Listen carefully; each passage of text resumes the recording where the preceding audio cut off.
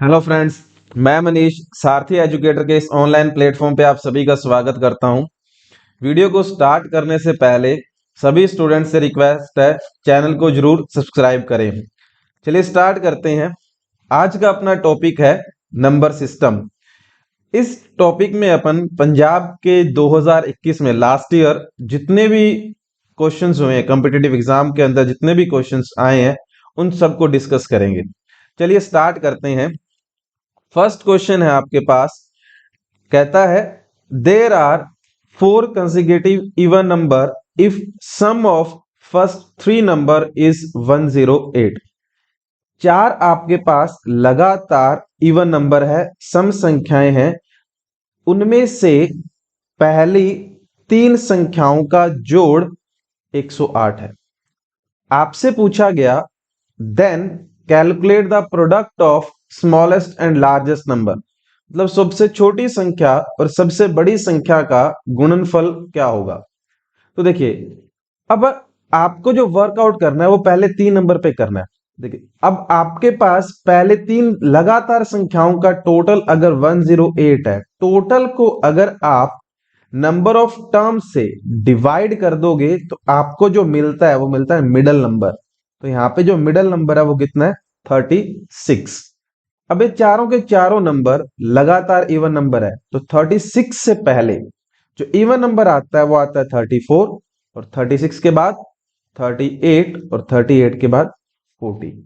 तो सबसे छोटा नंबर 34 और सबसे बड़ा नंबर 40, इन दोनों को मल्टीप्लाई करोगे तो प्रोडक्ट कितना है आपके पास? 1360। मींस फर्स्ट ऑप्शन, मतलब दोनों नंबर स्मॉलेस्ट और लार्जेस्ट नंबर का जो प्रोडक्ट है वो 1360। ठीक, चलिए सेकंड क्वेश्चन डिस्कस करते हैं। कहता है an oil merchant has 3 varieties of oil of volumes 432, 594 and 702 respectively. The number of can of equal size that would be required to fill the oil separately is. देखिए, इस question को एक मैं छोटे से एग्जाम्पल के साथ आपको समझाता हूं। जैसे आपके पास मान लेते हैं एक बर्तन है जिसमें 8 लीटर ऑयल है, दूसरे बर्तन में मान लेते हैं 14 लीटर ऑयल है, तीसरे बर्तन में मैंने मान लिया 18 लीटर ऑयल है। ठीक है, अब मैं इन तीनों बर्तन को ना मेजर करना चाहता हूं। एक ऐसा बर्तन लेके आना चाहता हूं बड़े से बड़े साइज का, जो 8 लीटर से जो बर्तन भरा हुआ है वो भी मेजर हो जाए। ठीक है, बहुत इजीली 14 लीटर वाला इजीली मेजर हो जाए और 18 लीटर वाला भी मेजर हो जाए। तो आप अगर देखोगे तो क्या होगा, इन तीनों में कॉमन क्या आ रहा है? 2 कॉमन आ रहा है। तो आप 2 लीटर का एक बर्तन चूज कर लो, तो बहुत तीनों के तीनों बर्तन बहुत इजीली मेजर हो जाएंगे। अगर आप 2 लीटर का बर्तन यूज करते हो तो 8 लीटर का जो बड़े वाला बर्तन है उसमें कितने बर्तन लगेंगे 2 लीटर के? 4। 14 लीटर वाले बर्तन के लिए 7 और 18 के लिए 9। ठीक है, तो यही चीज आपसे इस क्वेश्चन में पूछी गई है, बस डाटा बड़ा किया गया। तो देखिए, पहले वाला बर्तन है 432, सेकंड आपके पास 594 और थर्ड आपके पास 702। तो मैं क्या करता हूं, इनके अंदर जो कॉमन वैल्यू है, मतलब इनका एचसीएफ निकालते हैं पहले। एचसीएफ अगर आप निकालते हो तो एचसीएफ का हाईएस्ट कॉमन फैक्टर क्या होगा? तो अब देखिए, एलसीएम मेथड से निकालते हैं अपन, तो सारे के सारे नंबर इजीली 2 पे डिवाइड हो रहे हैं, तो 2 से करते हैं। 2 1 6, 594 को करोगे 2 9 7, और 702 को करोगे 351। अगेन ये नंबर आपके 3 पे डिवाइड हो रहे हैं, तो 72 99, उसके बाद 117। अब ये 9 पे डिवाइड हो रहे हैं सारे नंबर आपके 8 11 और 13। तो अब देखिए, आपके पास जो पहले वाला 432 के लिए 8 बर्तन की रिक्वायरमेंट रहेगी इक्वल साइज के जो होंगे, और 594 वाले के लिए 11 बर्तन की रिक्वायरमेंट होगी, और 702 के लिए 13 बर्तन की रिक्वायरमेंट रहेगी। तो अपना आंसर जो आया वो कितना आएगा? 8 11 और 13। देखिए, इसी क्वेश्चन के अंदर एक क्वेश्चन और पूछा जा सकता है भी, जिस बर्तन से आप मेजरमेंट कर रहे हो, जो इक्वल साइज का बर्तन यूज कर रहे हो, कैन यूज कर रहे हो, वो कितने लीटर का है? जैसे यहाँ पे मैंने छोटे एग्जांपल में 2 लीटर का यूज किया था कॉमन, तो यहाँ पे जो बर्तन यूज होगा वो कितने लीटर का होगा? तो आप देखिए 2 इंटू 3 इंटू 9 मीन्स 54 लीटर का आप जो कैन यूज कर रहे हो, ठीक है, जिससे मेजरमेंट किया गया 432 के लीटर वाले बड़े वाले जो बर्तन को मेजर करने के लिए आपको 54 लीटर के कितने कैन यूज करने पड़ेंगे? 8। 594 के लिए आपको कितने कैन यूज करने पड़ेंगे? 54 लीटर के 11। 702 के लिए 54 लीटर वाले कितने कैन यूज करने पड़ेंगे? 13। तो आपने कितने कितने यूज किए? 8, 11 और 13 कैन यूज किए हैं। ठीक है, आई होप समझ में आया होगा सभी को। ठीक है, चलिए नेक्स्ट क्वेश्चन नंबर 3 डिस्कस करते हैं। कहता है 3 times A number is 24 more that the 1/3 of this number the number is. कहता है एक नंबर है, पता नहीं क्या है, अगर उस नंबर को 3 गुना कर दें पहले, तो मान लिया मैंने वो नंबर कितना x है, इसे 3 गुना कर दो। ठीक है, अभी अब इसी नंबर का 1/3 भी करना है। ठीक है, कर दिया, क्योंकि कह रहा है ना 1/3 ऑफ दिस नंबर। अब इन दोनों नंबर के बीच में जो डिफरेंस है ना, वो कितना दे रखा है? 24 का। 3 times of A number is 24 more than 1/3 of A number. ये 1/3, इन दोनों का डिफरेंस कितना आया? 24। तो नंबर फाइंड करते हैं, तो 3x minus x by 3 equal to 24। Multiply करोगे 3 को 3 से क्या? 9x माइनस एक्स, 3 को 24 से करोगे 72। 8x 72 के इक्वल है, x की वैल्यू 72/8 मीन्स 9। तो वैल्यू कितनी है? 9। ये तो था आपका full method. Second by option, या आप इस क्वेश्चन को कर सकते हो। जैसे मैं आपको ऑप्शन नंबर 3 से पहले एक बार क्लियर करता हूं, बाद में अपन 9 पे चलेंगे।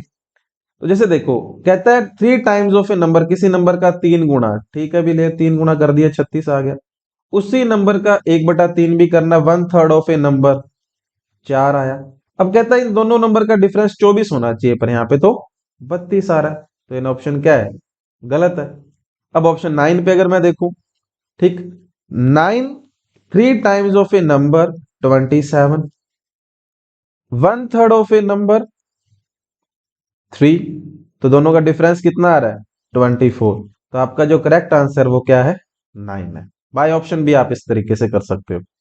क्लियर हुआ? चलिए नेक्स्ट क्वेश्चन नंबर 4 डिस्कस करते हैं। कहता है a number when divided by 192 given a remainder of 54। एक नंबर है, पता नहीं क्या है। उसने क्या बोला? एक नंबर है, पता नहीं क्या है, जैसे यहां पे मैंने x मान लिया। अगर इसे 192 से डिवाइड करोगे तो आपके पास जो बाकी बचता है वो बचेगा यहां पे 54। अब यहां पे जो भी नंबर है, इस नंबर को अगर मैं 16 से डिवाइड करता हूं, what remainder would be obtain on dividing the same number by 16। जो भी नंबर है, अगर उसे 16 से डिवाइड करूंगा तो यहां पे बाकी कितना बचेगा, ये आपसे पूछा गया। तो सबसे पहले मेरे को ये नंबर फाइंड करना पड़ेगा। यहाँ पे कैसे फाइंड करोगे? तो छोटा सा एग्जांपल लिखता हूं मैं यहाँ पे। जैसे मैंने आपको ये कहा, अभी एक नंबर है 3।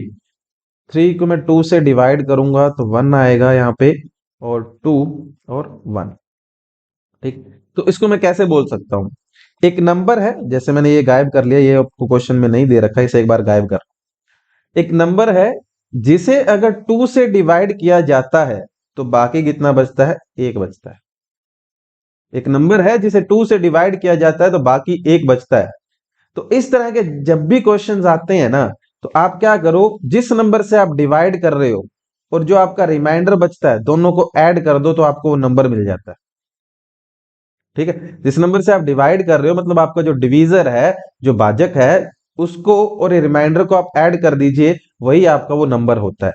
तो यहाँ पे जो नंबर बनेगा वो क्या बनेगा? 192 प्लस 54 मीन्स आपके पास जो नंबर है वो है 246। अब अगर मैं यहाँ पे x की जगह पे 246 से लिखकर 16 से डिवाइड करता हूं, x की जगह अगर मैं 246 यूज करके 16 से डिवाइड करूंगा तो कितना आएगा आपके पास? 1 16 86। 5 पे जाएगा 80, और रिमाइंडर कितना आ गया आपके पास? 6। ठीक है, तो नंबर था 246, अगर उसे 16 से डिवाइड करोगे तो बाकी कितना बचेगा आपके पास? 6।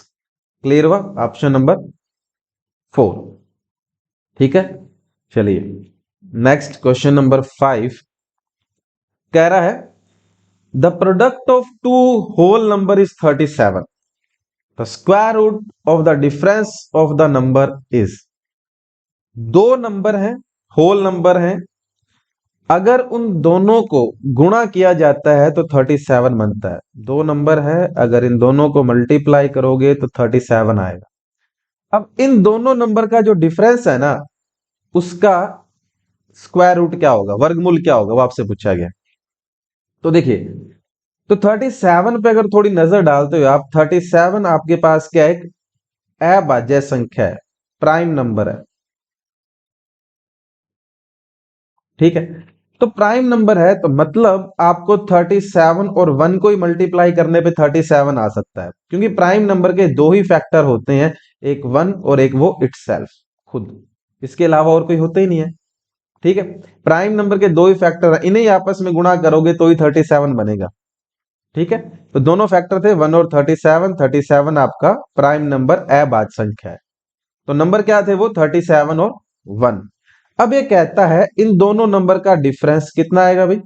इन दोनों नंबर का जो डिफरेंस है 37 और 1, डिफरेंस कितना आया? 36।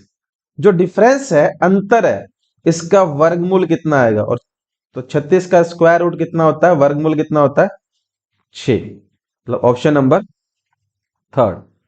ठीक, नेक्स्ट क्वेश्चन नंबर 6 कहता है what is the smallest number by which 625 must be divided so that the quotient is a perfect cube। एक ना आपके पास जो नंबर है वो है 625। 625 को किस नंबर से डिवाइड किया जाए भी यहां पे जो क्वोशिएंट आए वो एक परफेक्ट क्यूब आए।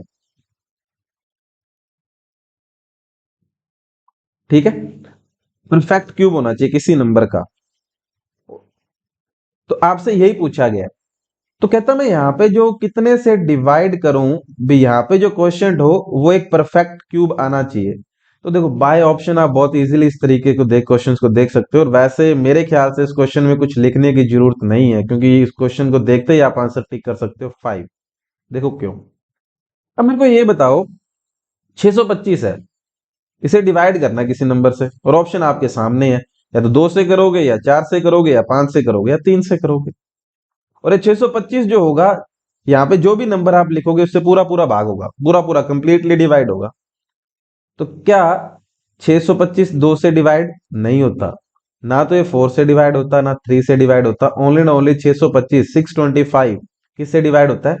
5 से। क्योंकि वही नंबर 5 से कंप्लीटली डिवाइड होता है जिस नंबर के लास्ट में 5 या 0 होता है, वो नंबर 5 से कंप्लीटली डिवाइड होता है।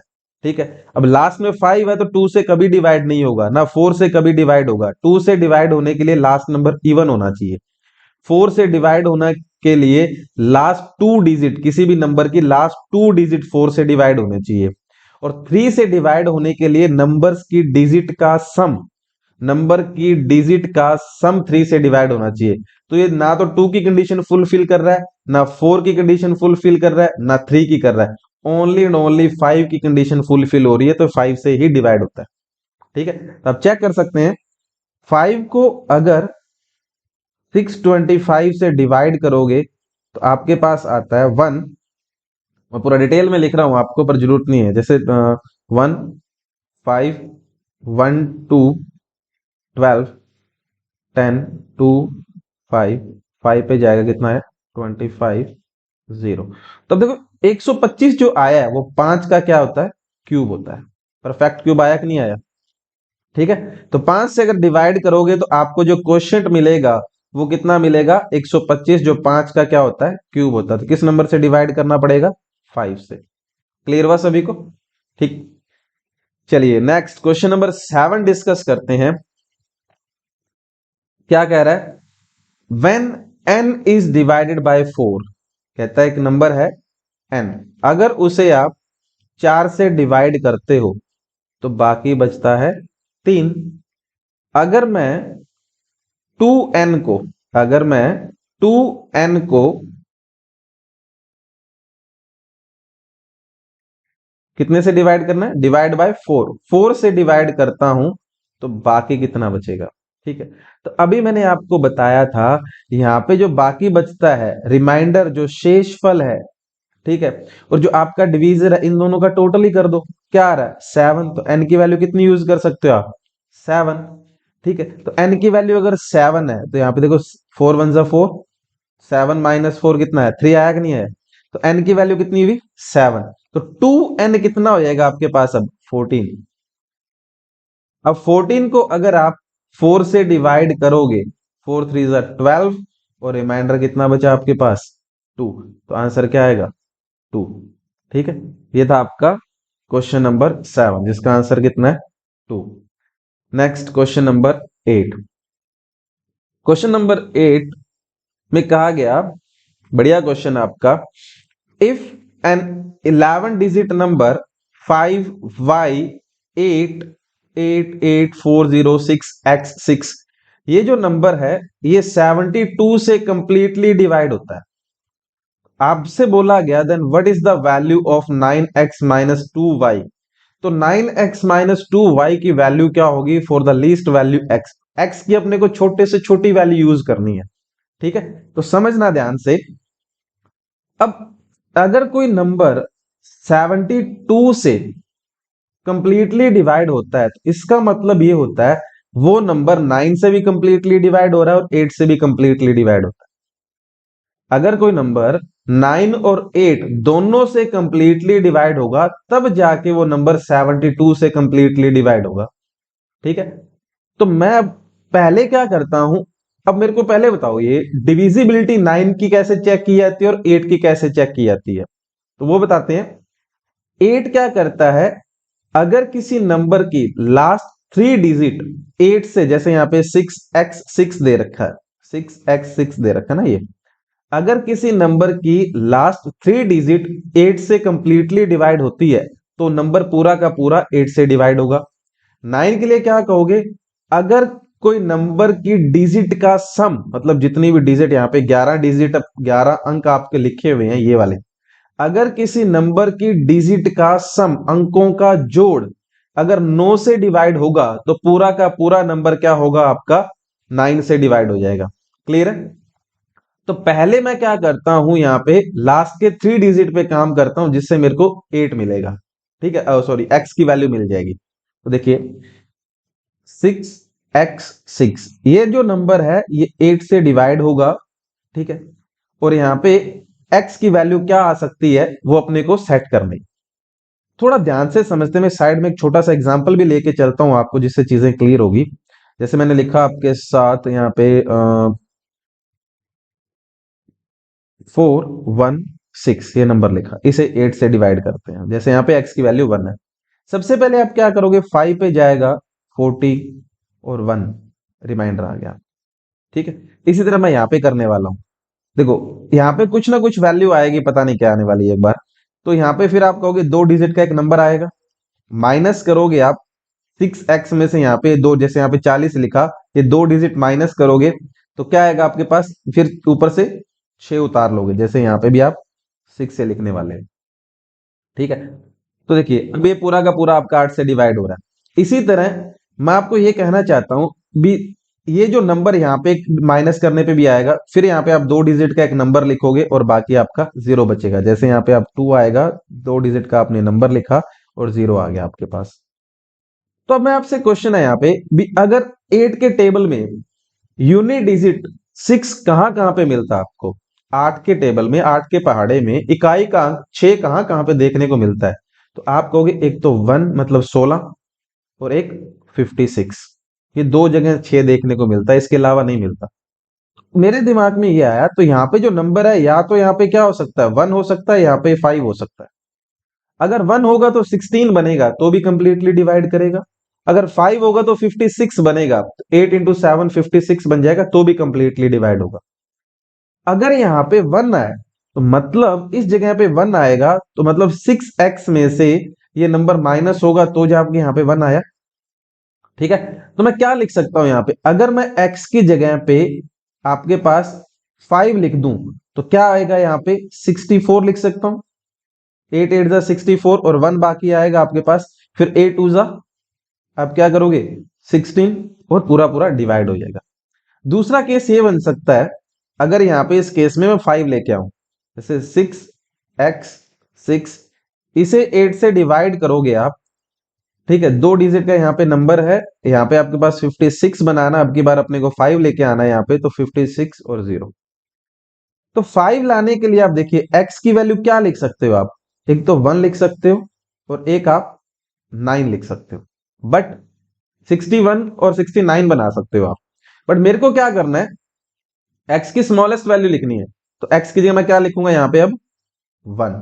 अगर x की जगह मैं 1 यूज करता हूं तो 8 7 जा 56, फिर 8 7 जा 56, तो x की जो स्मॉलेस्ट वैल्यू मिली है मेरे को वो कितनी है 1।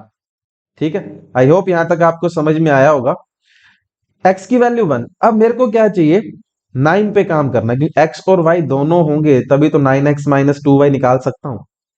तो मैं y पे काम करता हूं, और 9 क्या करता है डिजिट का सम करने पे मिलता है अपने को, तो मैं डिजिट का सम करता हूं, x की जगह 1 यूज करके यहाँ पे डिजिट का सम करेंगे, तो 5 5 plus 5 10 10 plus 24 34 plus 4 38 plus 6 44 plus 1 45 plus 6 51, तो डिजिट का सम कितना बन रहा है 51।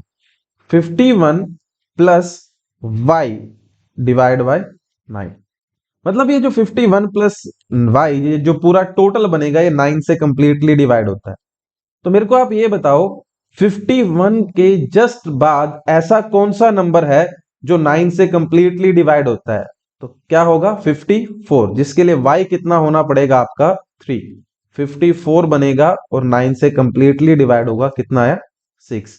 तो 51 के बाद 54 होता है तो उसके लिए y कितना है 3।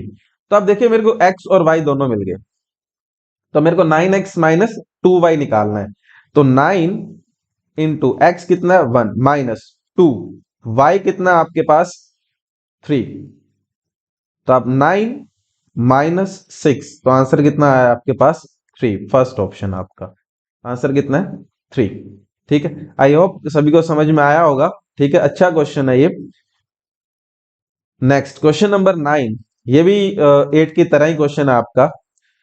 क्वेश्चन नंबर 9 में सिर्फ चेंज क्या किया गया है, नंबर आपको 7 दे दिए गए हैं, और यहाँ पे जो डिवाइड करवाया गया आपको 88 से कंप्लीटली डिवाइड हो रहा है नंबर। तो पहले मैं आपको ये बताता हूँ 88 की कहानी क्या है। देखिए 88 का मतलब, अगर कोई नंबर 11 से भी कंप्लीटली डिवाइड होता है और 8 से भी कंप्लीटली डिवाइड होता है तो वो नंबर 88 से भी कंप्लीटली डिवाइड होता है। 8 का तो जैसे मैंने अभी आपको बताया था, नंबर के लास्ट 3 डिजिट, आखिरी 3 अंक अगर 8 से डिवाइड होते हैं, पूरा का पूरा नंबर 8 से डिवाइड होता है। 11 के लिए क्या कहोगे, नंबर की इवन ऑड डिजिट के सम का डिफरेंस, नंबर की इवन और डिजिट के सम का डिफरेंस अगर 0 11 या 11 का मल्टीपल मिलता है तो वो नंबर हमेशा 11 से डिवाइड होता है। तो देखिए जैसे मैं यहाँ पे x प्लस वाई है, तो मैं 11 के लिए करके बताता हूँ आपको, तो डिटेल में लिखते हैं थोड़ा सा, ऐसे 7 8 x 1 y 6 8, तो ये first second third fourth fifth six 7। तो अब देखिए इवन पोजीशन पे और ऑड पोजीशन पे जो नंबर है, मैं ऑड पोजीशन वाले उठा रहा हूं पहले, वो आपकी मर्जी है, पहले ऑड उठाइए पहले इवन उठाइए, कोई फर्क नहीं पड़ेगा। तो 8 y x और 7, तो 8 y x 7 माइनस इवन पे क्या है 6 1 और 8 6 1 8, तो 15 plus x plus y minus 15, तो 15 से आपका 15 कैंसिल हो गया, x प्लस वाई बचा आपके पास, जो डिफरेंस है वो क्या बचा x प्लस वाई। अब ये जो x प्लस वाई है या तो 0 होना चाहिए या 11 होना चाहिए या 22 होना चाहिए या 33, इस तरह से कहने का मतलब ये डिफरेंस 0, 11 या 11 का मल्टीपल होगा तो नंबर 11 से कंप्लीटली डिवाइड होता है। ठीक है, तो इतना लिखते ही अपना क्वेश्चन तो सॉल्व हो गया। क्योंकि देखिए जो डिफरेंस x प्लस वाई है, या तो 0 होगा या 11 होगा या 22 होगा या 33 होगा। तो देखिए 13 तो कभी नहीं हो सकता, ना 14 हो सकता, ना 15 हो सकता। तो ओनली ओनली एक ही ऑप्शन बचता है, आंसर क्या आपका सेकंड ऑप्शन 11। ठीक है, x प्लस वाई अगर 11 होगा तो 11 से कंप्लीटली डिवाइड होगा। ठीक है, और 8 यहाँ पे चेक करने की जरूरत आपको नहीं है, टाइम खराब करने की जरूरत नहीं है, क्योंकि x प्लस वाई मिल गया डायरेक्टली अपने को।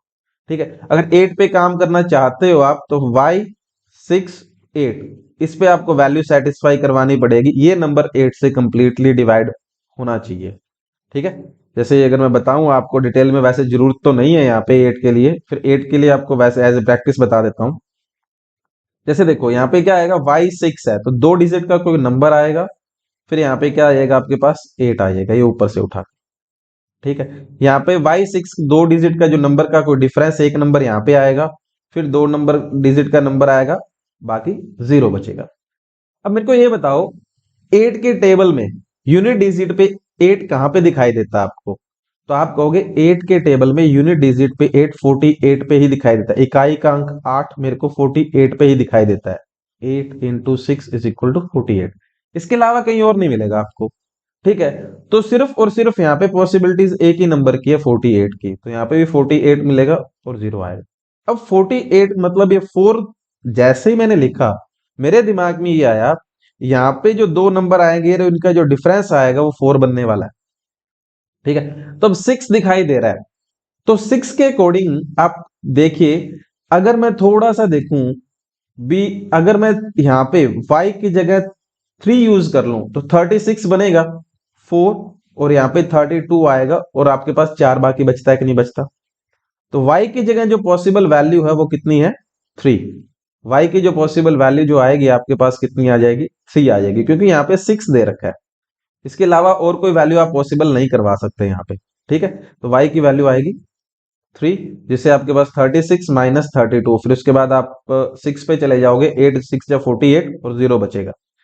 तो इन केस अगर क्वेश्चन में आपको x और y डिफरेंस भी पूछ लेता, x और y का डिफरेंस भी पूछ सकता है, ओनली y की वैल्यू भी पूछ सकता है, या कुछ और भी चीजें पूछे, तो आप इस तरह से y की वैल्यू भी निकाल सकते हो। ठीक है, जैसे यहाँ पे y की वैल्यू भी अपने को मिल चुकी है, y की वैल्यू, और by according to another condition आप x भी सेटिस्फाई करवा सकते हो। ठीक है, आई होप सबको समझ में आया होगा। ठीक है, चलिए नेक्स्ट क्वेश्चन नंबर 10 डिस्कस करते हैं। Find the number of divisor of 1080 excluding the divisor which are, यहां पे आपका नॉट परफेक्ट स्क्वायर होना चाहिए था, which are not perfect square. ठीक है, ये पी ट्रिपल एस बी 2021 का क्वेश्चन है।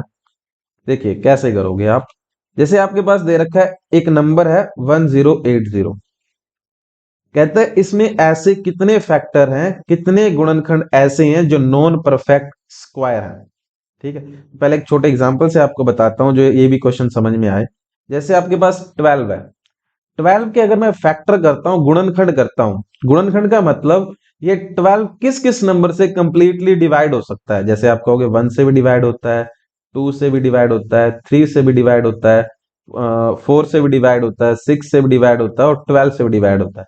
ये है 12 के फैक्टर, ये वो फैक्टर हैं, डिवीजर्स हैं जिनसे 12 कंप्लीटली डिवाइड होता है। ठीक है, तो नंबर ऑफ डिवीजर्स या फैक्टर्स कितने हैं आपके पास, गुणनखंड कितने हैं, विभाजक कितने हैं?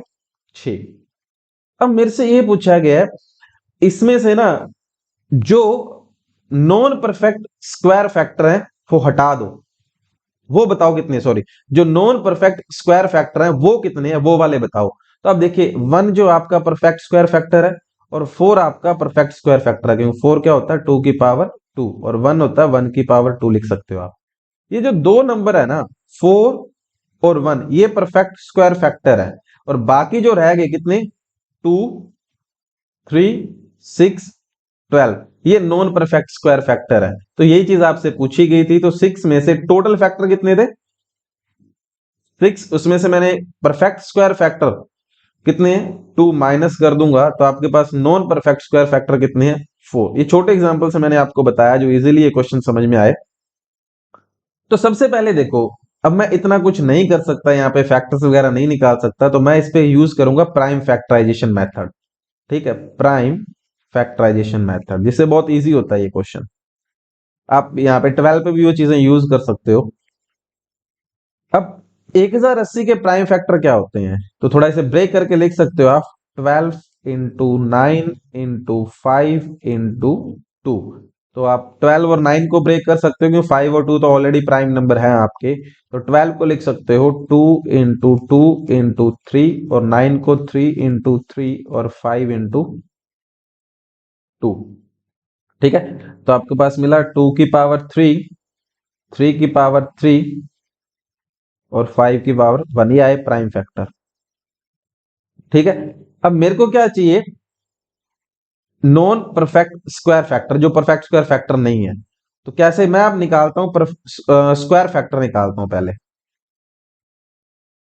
ठीक है, तो कैसे फाइंड करोगे, 2 की पावर 3 है तो मैं 2 की पावर 0 लिख सकता हूं जो 1 होता है, 2 की पावर 2 लिख सकता हूं जो 4 होता है, परफेक्ट स्क्वायर फैक्टर।